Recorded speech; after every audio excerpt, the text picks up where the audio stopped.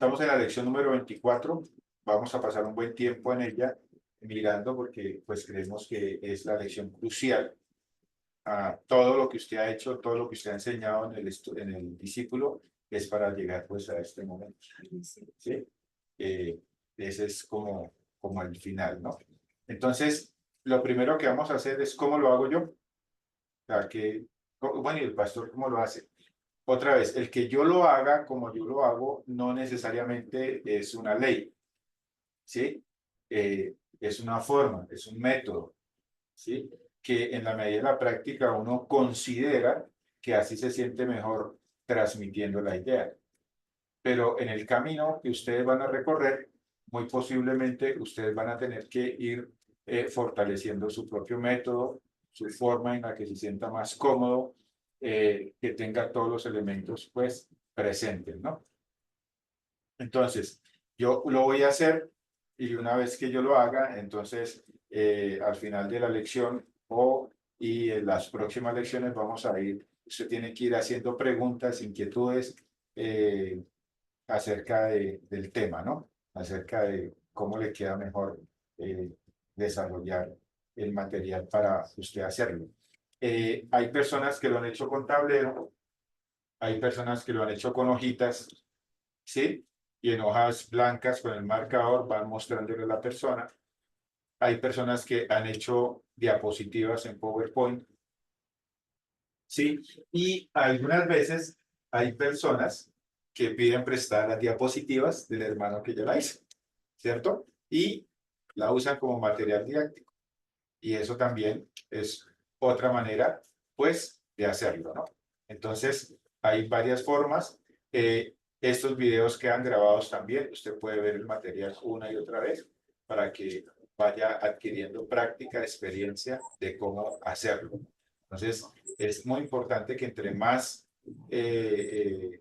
maneras, formas usted busque de desarrollar la guía, desarrollar la lección, pues obviamente más éxito va a tener. Y entre más la use, pues más experiencia tiene y no, como es costumbre, no a todos nos va a salir a la primera, ¿sí? Siempre nosotros en el proceso terminábamos las lecciones, ay, no dije esto, no dije aquello, debía haber dicho esto, pero, o sea, gracias a Dios, ¿sí? Los cursos que nosotros damos, pues usted va a volver a reunirse con la persona. Entonces, puede fortalecer las enseñanzas que usted cree que en la lección no dio, ¿sí? La meta. La meta en esta lección es que la mente del discípulo sea impactada por la muerte de Cristo. Eso es lo más importante y que lo entiendan. Para allá es que tenemos que ir, ¿no? Que el discípulo sea impactado por la muerte de Cristo y que entienda la muerte de Cristo. ¿Sí? Usted, esa es la meta. Es donde tenemos que llegar. Entonces, ¿cómo lo hace Dios? ¿Cómo lo hago yo? Listo, entonces vamos a caminar en cómo lo hago yo. Primero que todo, vamos a suponer que usted es mi discípulo y yo le estoy enseñando. ¿Sí? Entonces, partimos de esa premisa. Usted es el discípulo, yo le estoy enseñando. Muy bien, ¿qué hemos visto hasta ahora? Vamos a hacer un repaso un poquito, un recorderis y vamos avanzando en esta lección. Entonces, en el principio, Dios creó a Adán y Eva. Hizo toda la creación, pero esa creación, lo más importante, fue que hizo al hombre. E hizo al hombre a imagen y semejanza de él. ¿Se acuerdan que es la imagen y semejanza del Señor?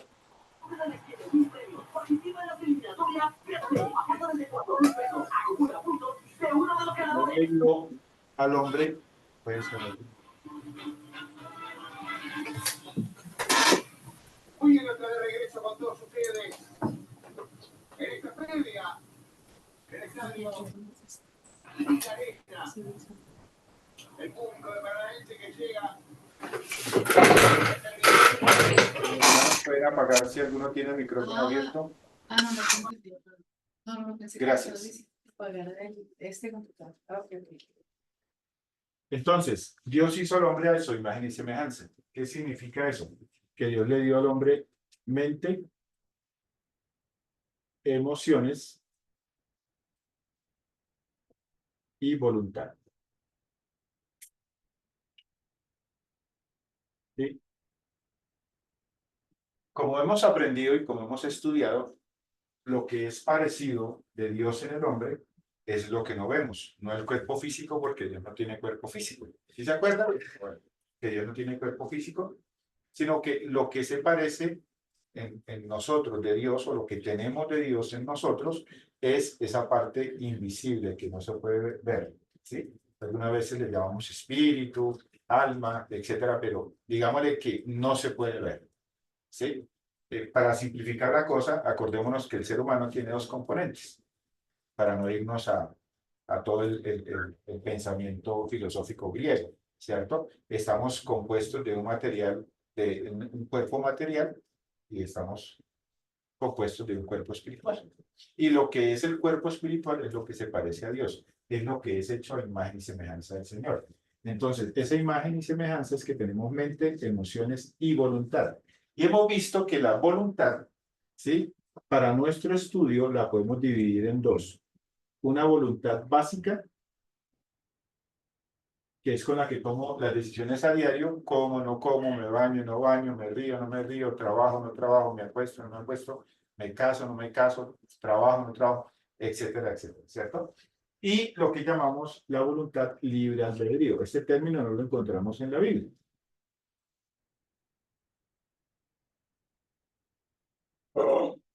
Es la capacidad de decidir.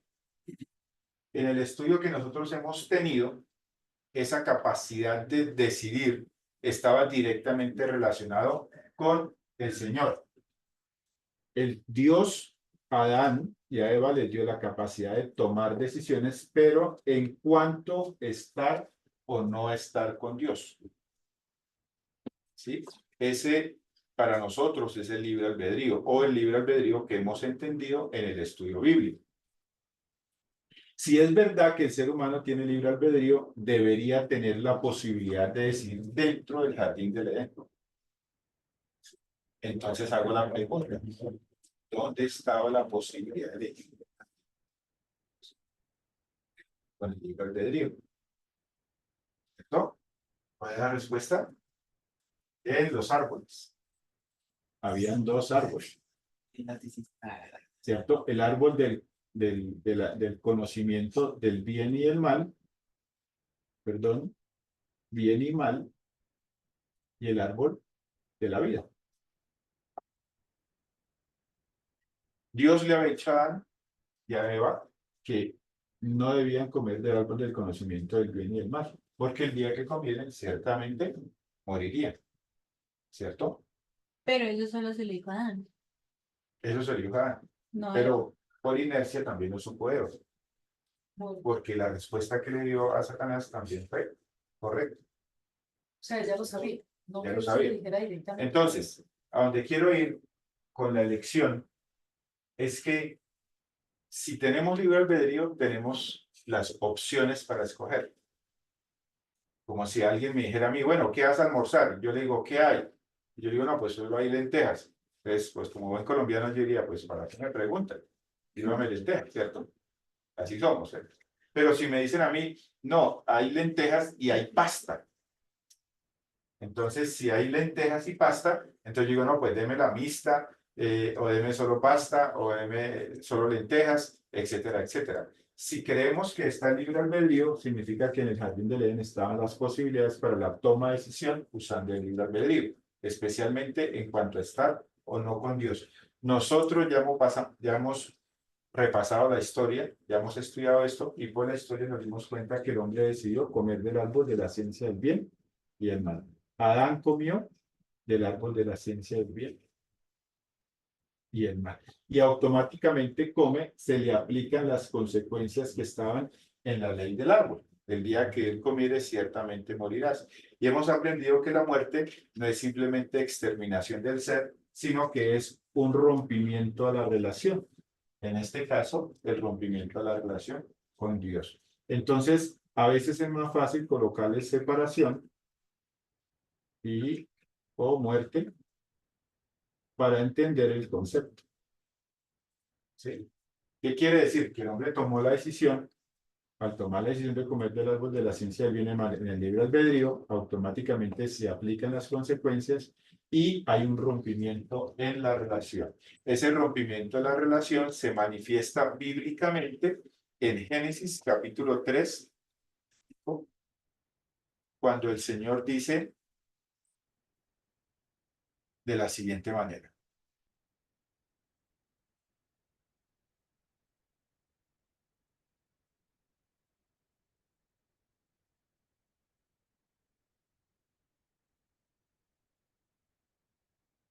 Génesis 3 dice de la siguiente manera al final del capítulo 3. Según la Reina Valera, dice, y sacó Jehová del huerto de Edén, perdón, y lo sacó Jehová, o sacó a Adán de Jehová del huerto de Edén, para que labrase la tierra de la que fue tomado.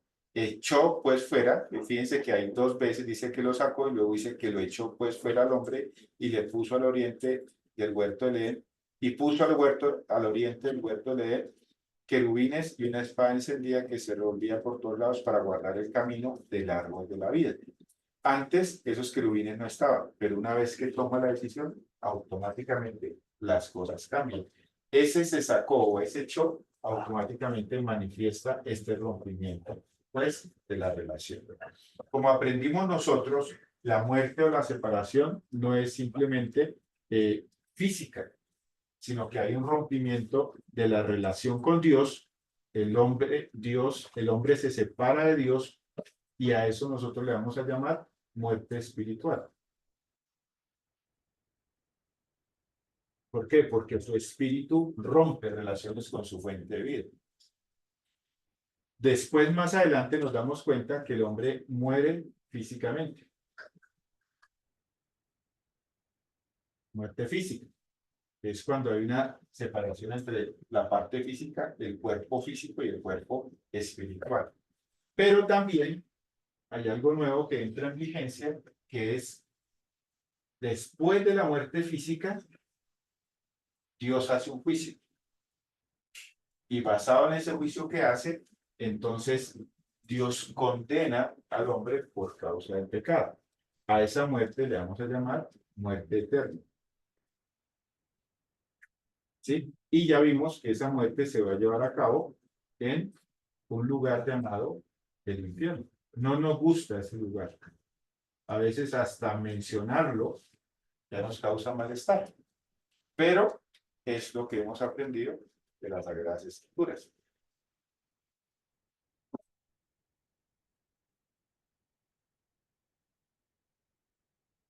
Ok.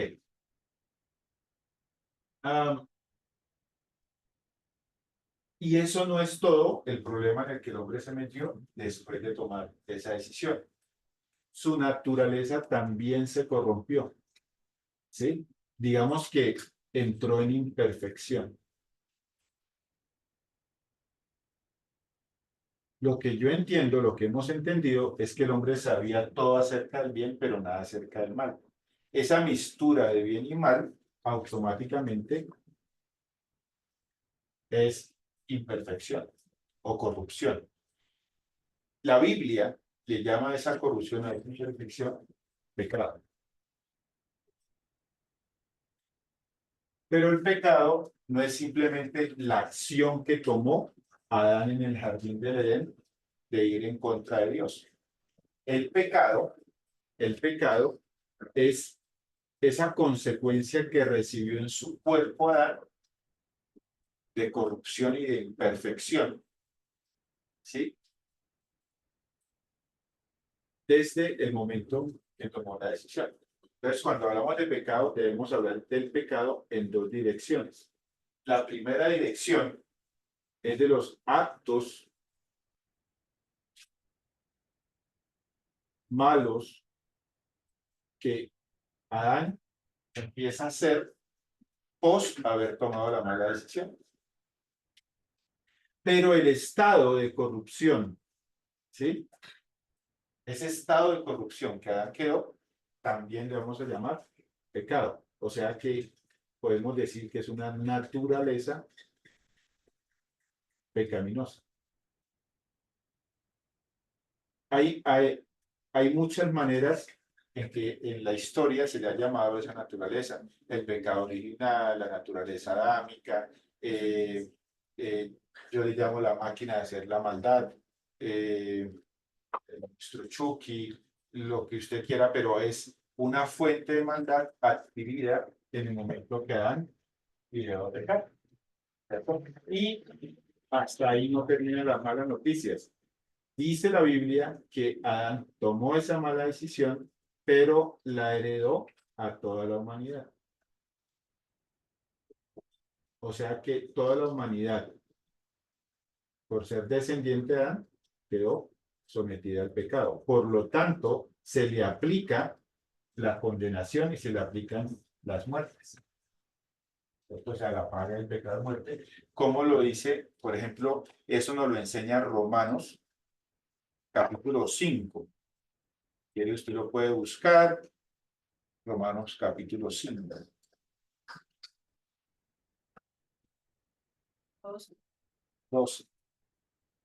Dice, por tanto, como el pecado entró en el mundo por un hombre, ¿quién es ese hombre? Adán.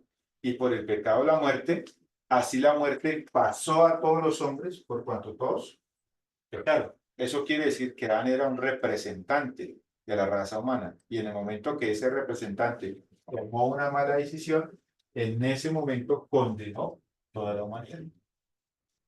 Entonces, haciendo un repaso, la decisión que tomó Adán en el jardín del Edén desencadenó una consecuencia que le llamamos separación, muerte espiritual, física y eterna.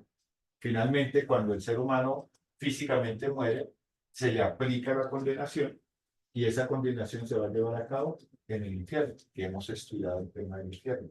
Pero no solamente quedó aquí, el hombre recibió una corrupción, una imperfección por haber tomado esa mala decisión y esa imperfección le llamamos pecado. Y el pecado ese debe verse y entenderse como actos malos, y a veces la Biblia está hablando de actos malos o del fruto de esa naturaleza pecaminosa, y a veces está hablando de la base o de la razón o de la máquina o de la fuente de esa maldad. Y la fuente de esa maldad se llama también pecado. Y ese pecado pasó a toda la raza humana por herencia, ¿verdad?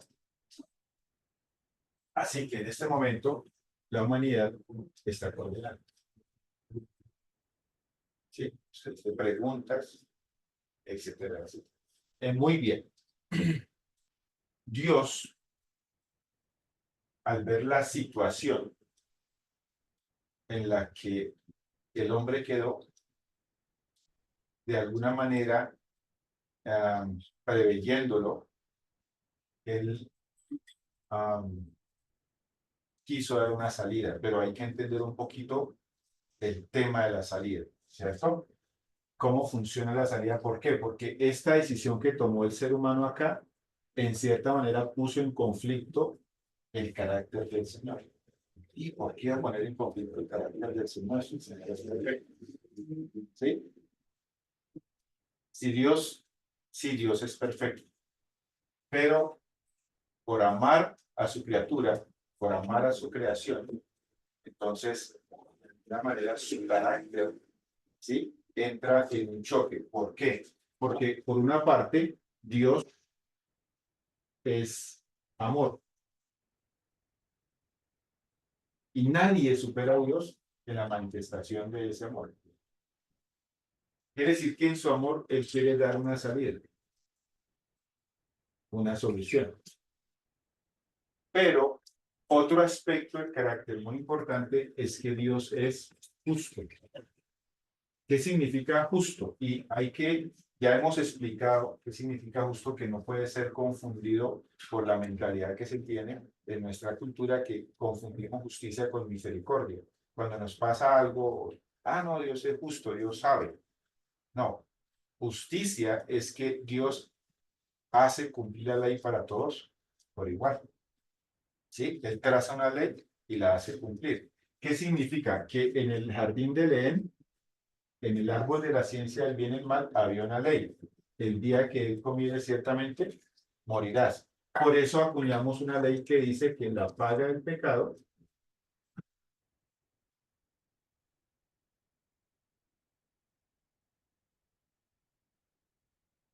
es la muerte. Eso quiere decir que el pecado tiene una consecuencia.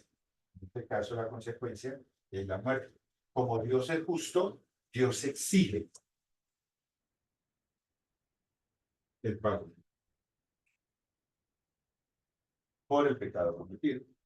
Así que usted puede ver que entre Dios, en el carácter divino del Señor, existe esta encrucijada o este choque de su carácter. Por un lado es amor, que era una salida, por otra parte es justo, porque su carácter justo exige el pago, y ese pago es la muerte. O sea, si Dios es justo, entonces la forma de hacer valer su justicia es aplicándole la muerte al ser humano. Pero de alguna manera, el debate en su corazón es darle una salida también al hombre. ¿Cómo va a ser Dios para darle una salida? ¿Cómo va a ser Dios para amar al hombre, brindándole una salida, una solución, al mismo tiempo saciando su justicia que exige la muerte, sin enviar al hombre a una condena eterna? Ese es el tema en todas las Sagradas Escrituras. ¿Sí? Y casi todas las escrituras giran alrededor de esta encrucijada o de la manera como Dios va a solucionar su problema.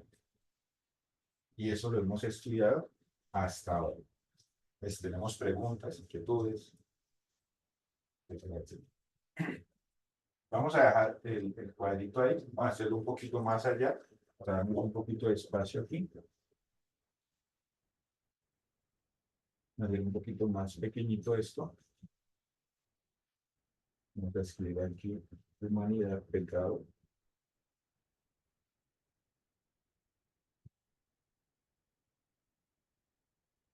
Y aquí vamos a poner Dios, amor, salida, justo, exige, Padre.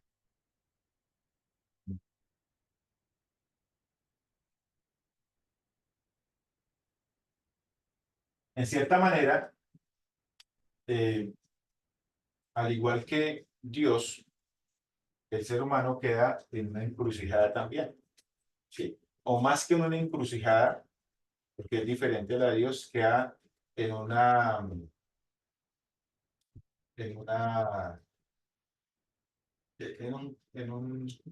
¿Un dilema? más que en un dilema, queda en una situación sin salida. Porque por una parte, ¿sí? La pregunta que se hiciera al interior del ser humano es, eh,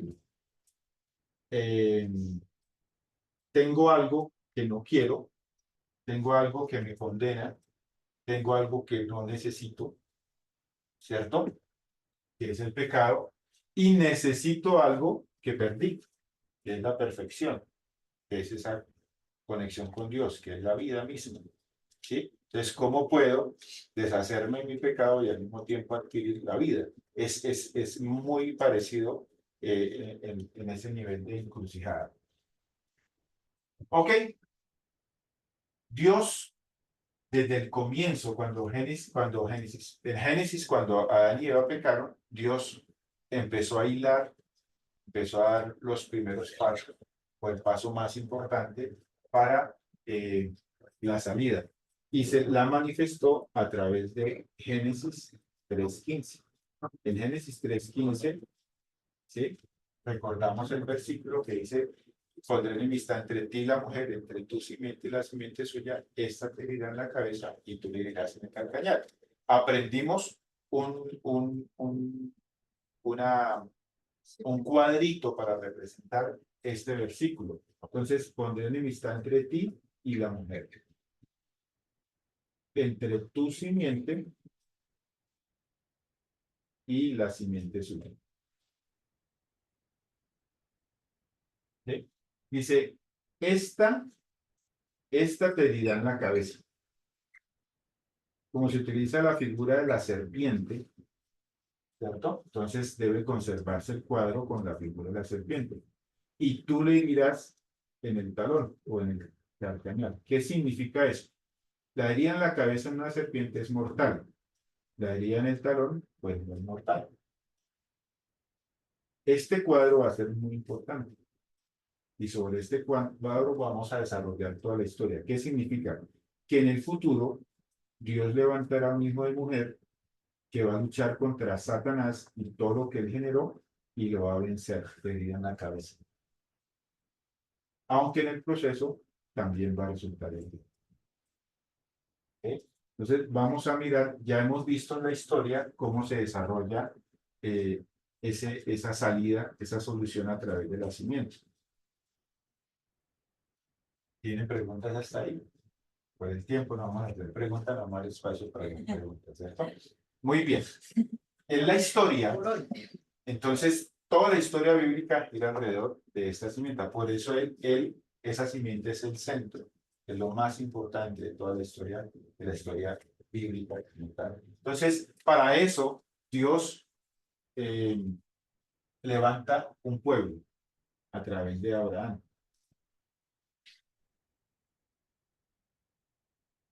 ¿Cierto? Bueno, según lo que hemos estudiado, viene a través de Set viene Noé, de Noé viene Sem, y de Sem nace Abraham. Y Abraham le da una promesa. Le dice, de cierto te bendeciré, y en tus simientes serán benditas todas las familias de la tierra. Y vuelve y toca el tema de la simiente. Entonces, ¿cómo lo va a hacer? A través de Abraham. Entonces nace Isaac, de Isaac nace Jacob, y de estos patriarcas, como se llama su nombre, nace lo que se conocería el pueblo de Israel a través de las 12 hijos de Jacob, que se convierten en las 12 tribus de Israel.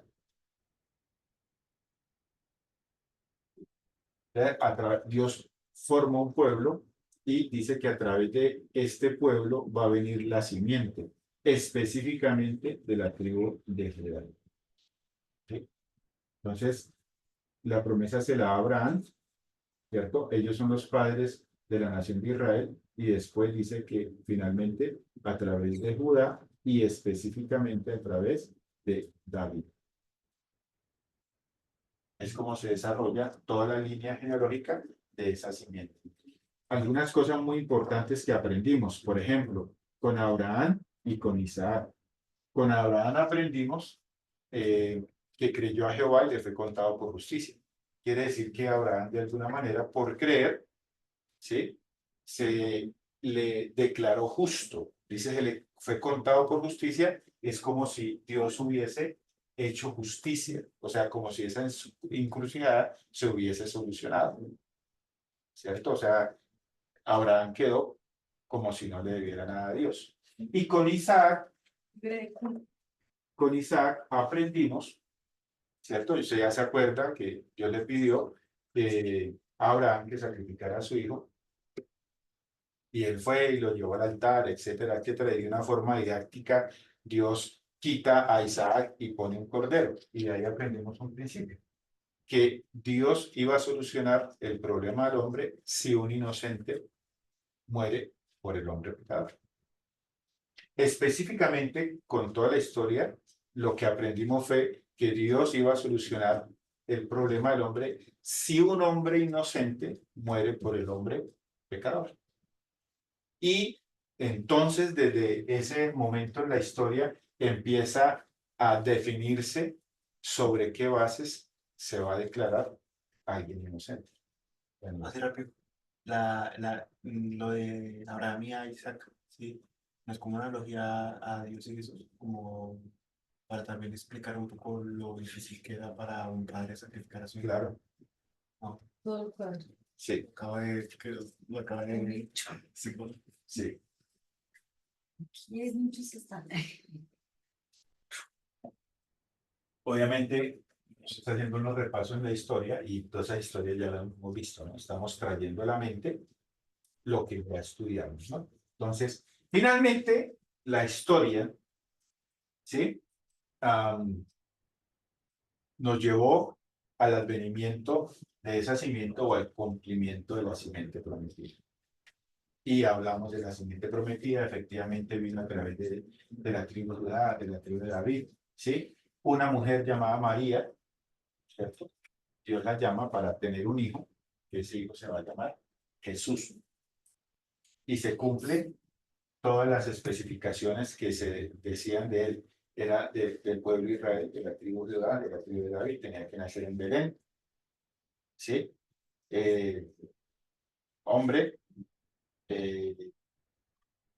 etcétera, etcétera, que hemos visto todo el cumplimiento, pues, de la profecía como tal, ¿no? Entonces, vemos que el cumplimiento de esta profecía de la simiente se manifiesta a través de la venida de Jesús. Y Jesús vino y pues sus señales demostraron que él era quien decía ser, ¿cierto? Él tuvo poder sobre los demonios, tuvo poder sobre la naturaleza, tuvo poder para perdonar pecados, dijo que era el Señor del día de reposo, no tuvo naturaleza pecaminosa porque dice que fue engendrado por el Espíritu Santo, ¿cierto? Eh, tuvo las señales de lo que es el Cristo, o lo que es el Mesías, o lo que es el elegido, como tal.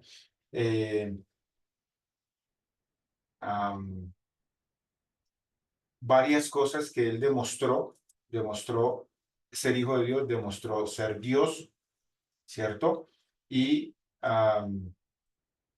demostró que efectivamente era verdaderamente hombre, etcétera, etcétera. Entonces, claro, vimos toda la historia de Jesús. Finalmente, Jesús termina crucificado.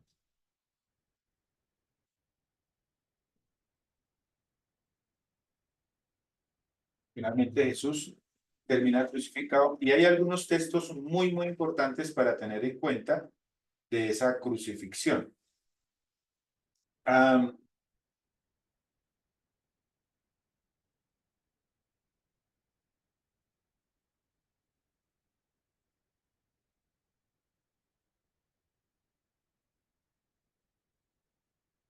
a ver,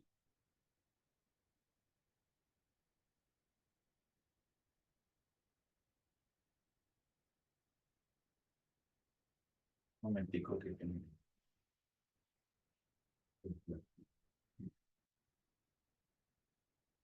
quería leer los pasajes. Me moví aquí.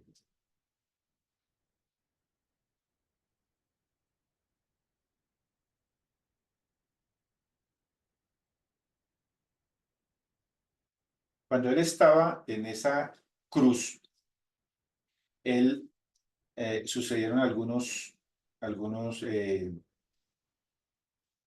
eventos que él dijo. Él dijo, por lo menos en Lucas 23:46, entonces Jesús, clamando a gran voz, dijo, Padre, en tus manos encomiendo mi espíritu, y habiendo dicho esto, expiró. Entonces, en Lucas 23:46, en Lucas 23:46, dice que expiró.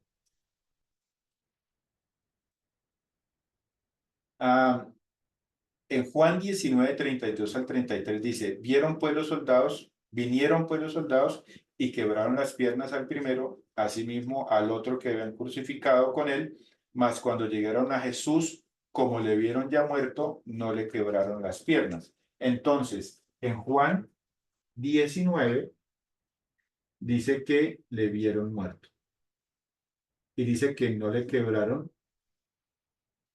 sus piernas, ¿cierto? Lo que indica que ya estaba muerto. En Juan 19:34, ahí más adelante, en el 34, ¿sí? Dice que, pero uno de los soldados le abrió el costado con una lanza. Cuando dice que le abrió es que le traspasó. Y había una profecía que decía que mirarán al que traspasaron, ¿cierto? Y al instante salió agua y sangre, lo que significa que realmente él ya estaba muerto. Entonces lanzan el costado.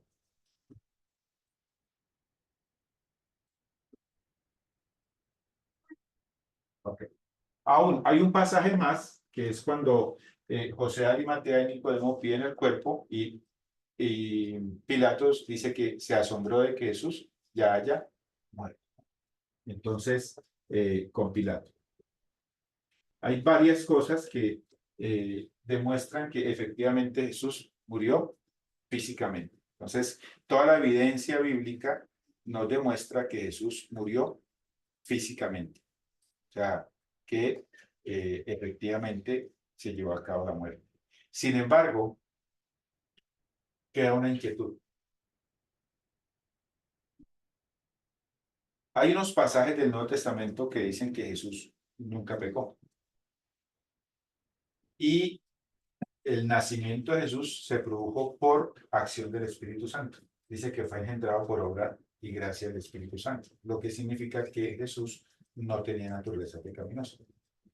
Si Jesús no tenía naturaleza pecaminosa y nunca pecó, ¿por qué muere Jesús?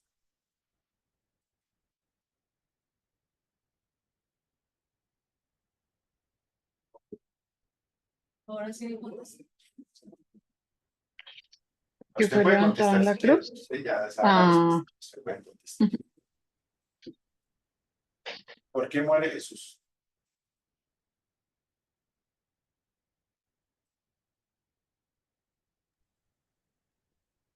fue levantado en la cruz, en la maldita cruz. Creo que tienes el micrófono muy bajito. A ver, ahí mejor, ahí ya mejor, porque fue levantado en la cruz. ¿Ok? ¿Qué piensan los demás?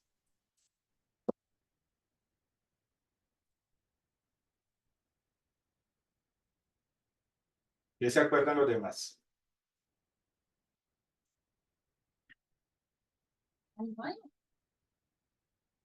Si Jesús tenía naturaleza santa, quiere decir que no tenía naturaleza pecadora y no cometió pecado, Una hora acabó.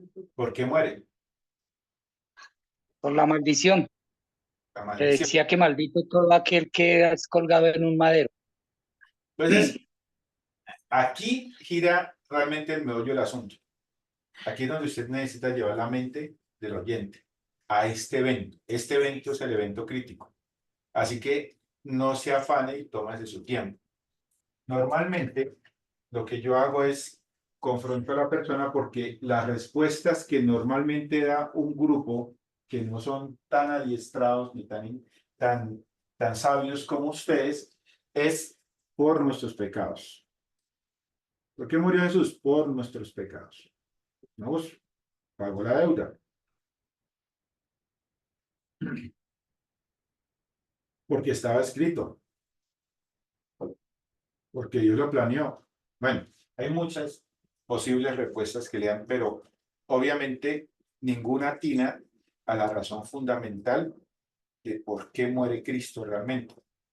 Si teniendo naturaleza santa y no habiendo cometido pecado, pues desde el punto de vista justo de la justicia, Jesús no puede morir. Entonces, usted se va un poquito más atrás y toca la ley de la paga del pecado es muerte. Dice que la paga del pecado es muerte. Pero Jesús fue santo. Entonces, si yo hago una relación aquí y digo la paga del santo es la muerte, ¿tendría sentido?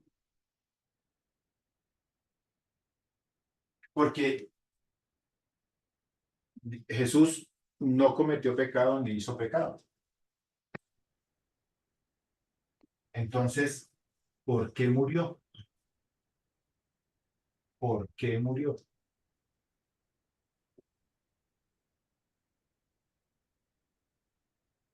Si nunca hizo pecado, ni se halló pecado en su boca. La única forma que Jesús puede morir es que haya pecado, pero la Biblia dice que no pecó. Entonces aquí uno ve una contradicción.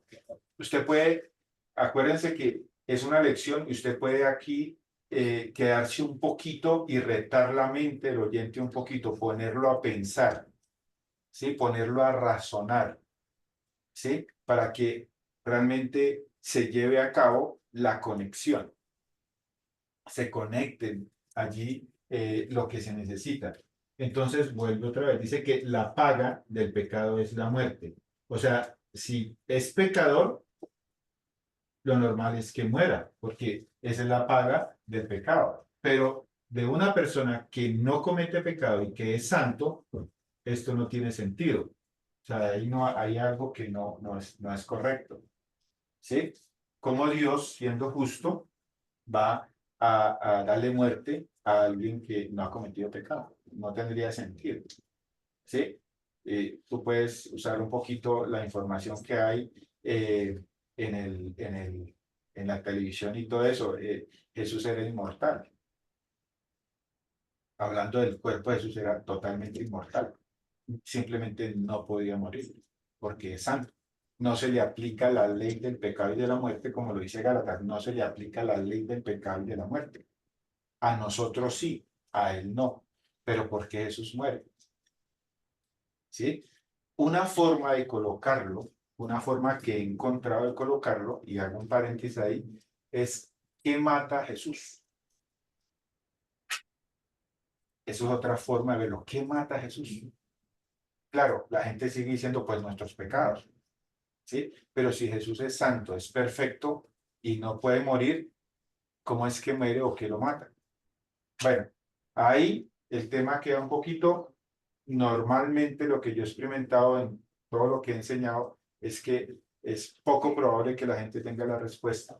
Así que entonces usted lleva a la persona a leer Gálatas capítulo 3, versículo 13. Entonces usted dice, bueno, vamos a leer Gálatas 3:13. Y se va a Gálatas 3:13.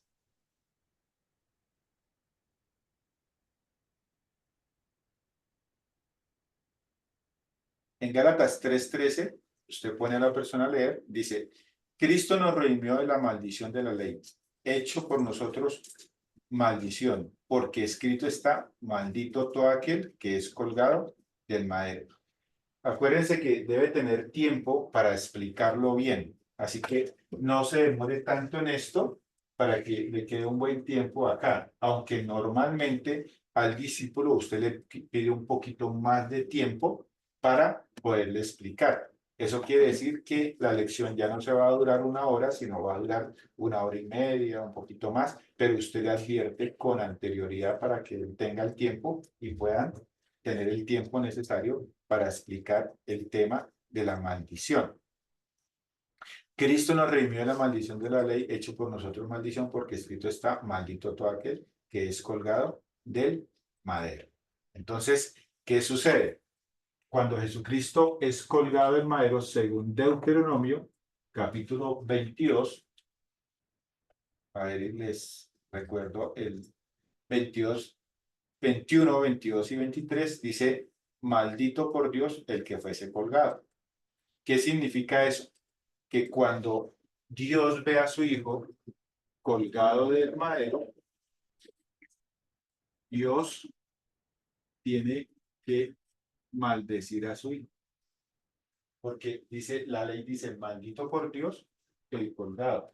O sea que cuando lo ve, él tiene que hacer justicia. Por ser justo, tiene que declarar a Jesús maldito. Al declarar a Jesús maldito, entonces la muerte entra en vigencia. ¿Cómo sabemos que la muerte entra en vigencia? Porque él dijo, Elohim, Elohim, lama sabactani, que traducido es, Dios mío, ¿por qué me has desamparado? ¿Qué significa? Que en ese momento en que el padre ve a su hijo colgado del madero, tiene que aplicar la ley, tiene que declararlo maldito y Jesús se separa de su padre. Rompe relaciones con su Padre Celestial. No simplemente muere físicamente, sino que padre e hijo rompen la amistad por la maldición del madero. ¿Sí?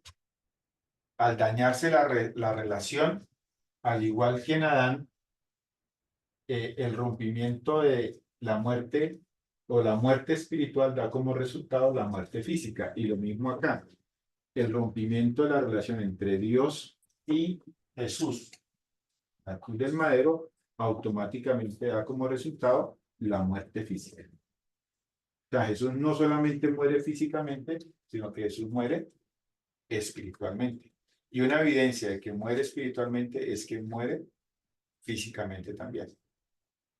Sí, obviamente nosotros no podemos entender cómo rompieron relaciones allá, qué es lo que experimentó, pero él nos dejó pistas en las Sagradas Escrituras para nosotros entender el rompimiento de esa relación. Por ejemplo, cuando estuvo en el Getsemaní, ¿sí? Él dijo que su alma estaba angustiada hasta la muerte. Y entonces él dijo, Padre, pasa de mí esta copa, mas no sea lo que yo quiero, sino lo que tú. ¿Cierto? Dice que un ángel del Señor vino y le fortalecía a pesar de que el sudor eran como grandes gotas de sangre, dice el texto bíblico. ¿Cierto? Es importante.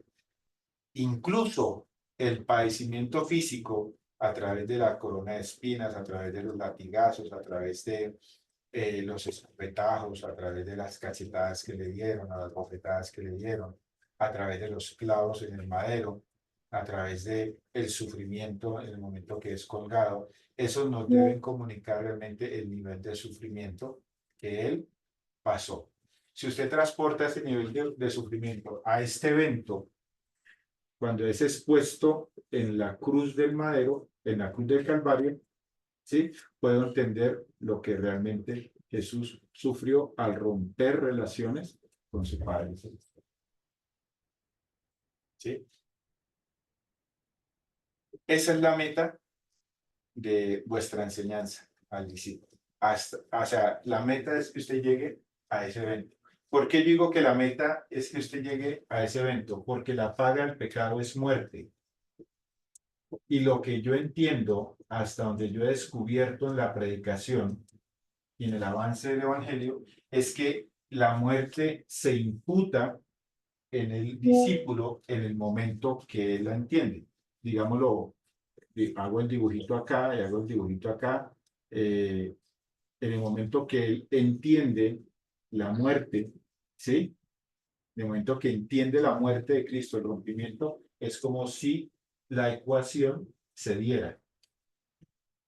Porque entonces aquí la paga, yo podría decir, de la muerte de Jesús. Perdón. La paga del pecado es la muerte de Jesús. Como yo necesito que el estudiante entienda esa muerte, yo llevo todo para esto. Así lo enseño yo. No sé si tienen preguntas, inquietudes, aportes.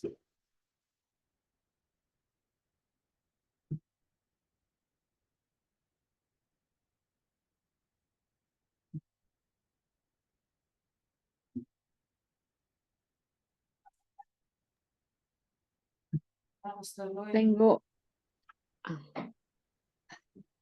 Sigue.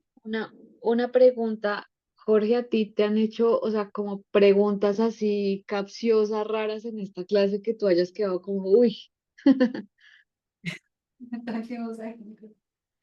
La verdad, en esta clase, al nivel donde usted ya va en las lecciones, no.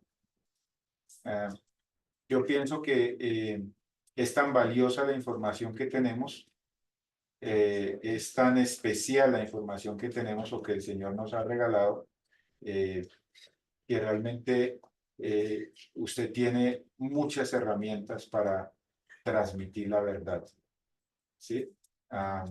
Y a través de la enseñanza misma bíblica, el Espíritu Santo ha logrado derrumbar argumentos y barreras que realmente le ayudan a uno mucho a comunicar la gente, si lo que uno ha hecho con la historia o lo que Dios hizo con la historia bíblica, porque no soy yo ni es el método de la gente. De pronto el método sí, nuestro de mí, sí es la forma de la presentación del Evangelio.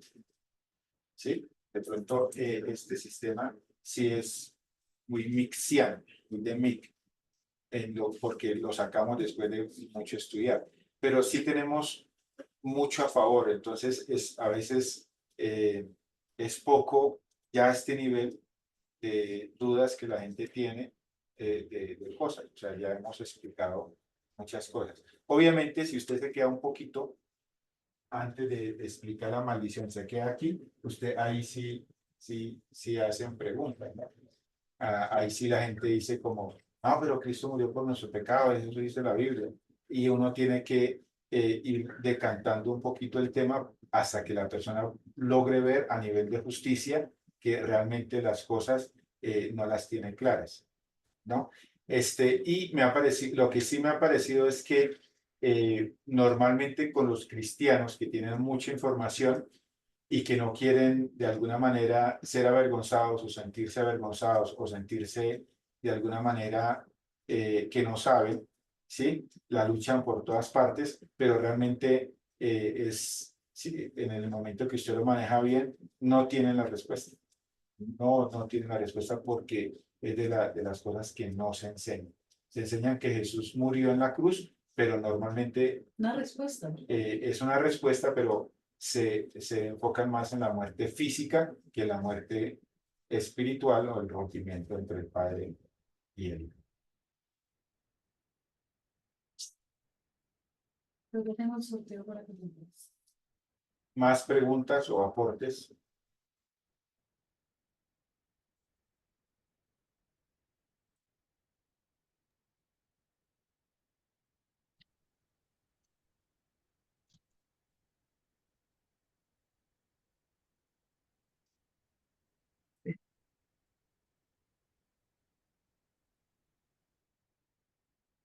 Ok. En la próxima clase Una ruleta. vamos a caminar juntos en la lección. Usted va a traer sus dudas, sus inquietudes.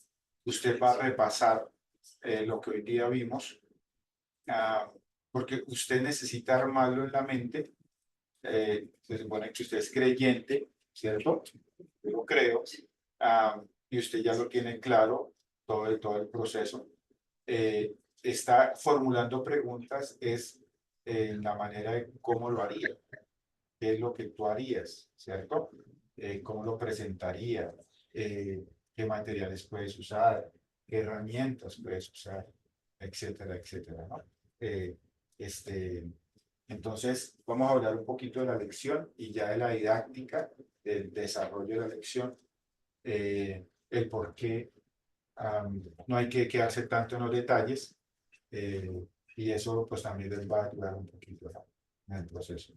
También ya tenemos el sorteo para las exposiciones. Yo lo comparto acá. Entonces, Jennifer va a hacer el sorteo, lo va a compartir. Eh, y espero que pues todos puedan participar. No le dé miedo con lo que usted tenga. Yo he descubierto que es vencer el miedo lo que realmente nos abre las puertas. ¿Sí? Al comienzo, pues nadie quiere hacerlo porque se siente impotente, se siente que no puede, que no lo puede hacer, pero es en ese salto de gracia, de fe, de confianza en el Señor, que uno se lanza a perderle el miedo, que uno realmente, desde uno empiezan a abrirse puertas para el Señor, ¿no? Entonces, Jennifer le va a compartir una pantalla para ver el sorteo. Todos, la idea es que todos puedan hacer la exposición, pues para sacar su nota, pero también para que tengan esa terapia de enseñanza. ¿Listo? Porque usted va a llegar, sí o sí se va a exponer frente a la gente. Bueno, aquí están, estoy compartiendo. Está la ruleta. Y aquí están los participantes. Entonces voy a ir mirando la ruleta y dependiendo al que le corresponda, ponemos el numerito acá en el nombre. Comienza Listo, Abigail. entonces la primera que vamos a mirar es Abigail. ¿Listo? Segunda lista. Entonces aquí va.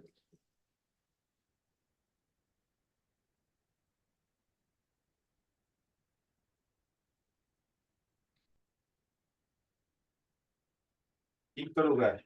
Quinto lugar.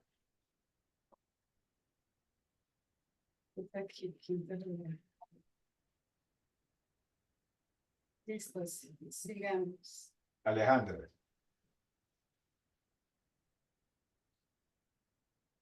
Jesús.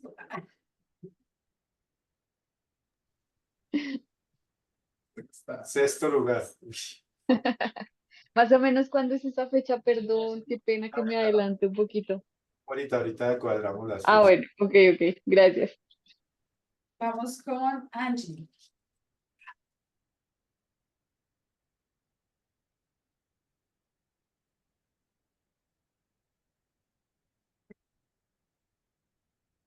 Segundo lugar. Amparo Soria. Amparito. Acá, espera, dos. Espera, aquí te dos.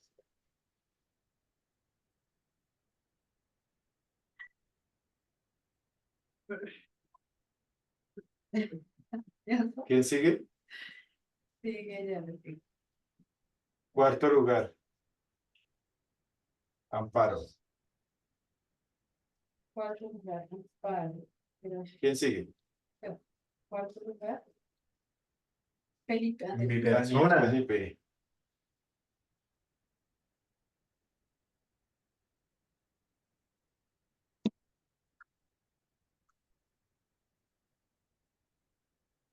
Séptimo lugar.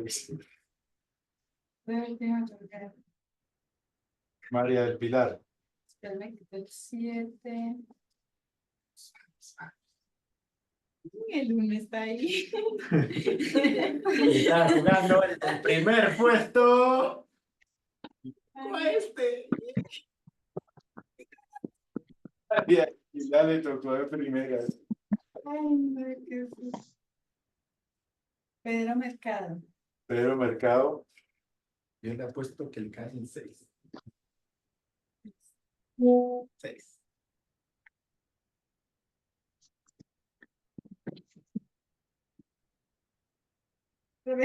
Tercer lugar.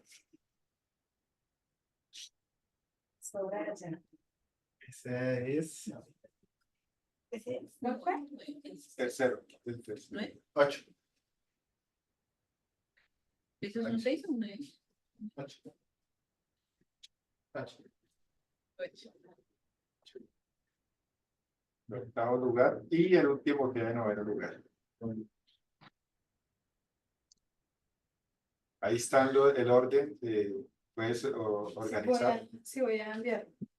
Pero organiza aquí. Ah, ok, Organice sí. por puesto. Sí. Por name. Perdón. Esto. Yo espera, hágale un. No, Ah, dime. espérate un momentito. Por si... Listo. Listo.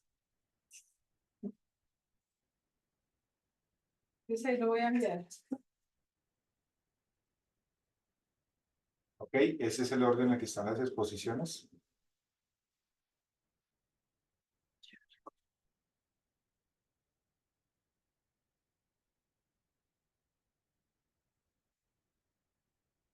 Ya ellos escogieron. Entonces, basado en las lecciones que ustedes escogieron, es la lección que tienen que exponer. Cada uno se va a demorar solamente media hora en cada exposición, de manera que tendremos 2 exposiciones por noche. ¿Listo? Va a usar el material didáctico que usted cree conveniente. Van a usar tablero, granelógrafo. La próxima clase hablamos un poquito de materiales y hablamos de las inquietudes que tengan de producción. Si tienen alguna duda o inquietud, por favor, a través del grupo. Dios les bendiga y que pasen una excelente noche. Gracias. Gracias, pastor. Buena noche para todos. Dios les bendiga. Gracias. Hasta luego, bye. Gracias, Jorge. Buenas noches. Buenas noches a todos. Gracias por la oración. Muchas Hasta gracias. luego. Gracias. Buenas, mejores. Gracias, hasta luego. Otra cuenta y no